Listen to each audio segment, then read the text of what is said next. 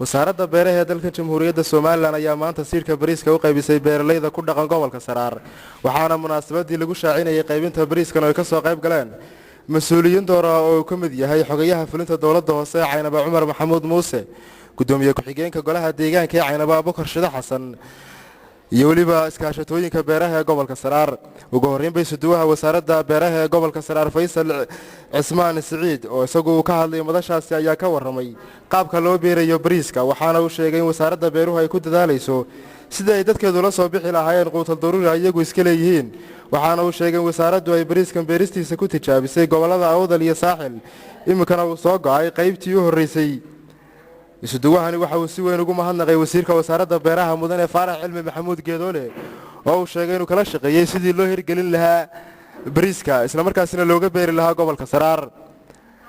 xogayaha fulinta dawladda hoose Caynaba Cumar Maxamuud Muuse isaguna ka hadlay madashaasi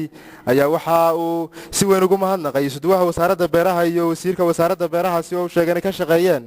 sidii bariiska looga beeri lahaa gobolka Saraar ugu dambeyntiina gudoomiye ku-xigeenka golaha deegaanka ee Caynaba Abukar Shida Xasan oo isagu madashaasi ka hadlay ayaa ka codsaday ama ku booriyay beeralayda gobolka Saraar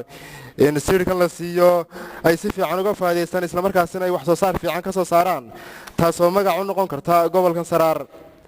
sidoo kale waxa iyaguna halkaasi ka hadlay Cali Baanche Nuux Xilka Case iyo Shukri Aw Yuusuf oo kamid ah iskaashatooyinka loo qaybinayay siirka bariiska waxaana ay tani noqonaysaa markii ugu horeysay beeralayda gobolka Saraar loo qaybiyo siir lagu beerayo bariiskan jaamac boodacade TV-ga qaranka Caynaba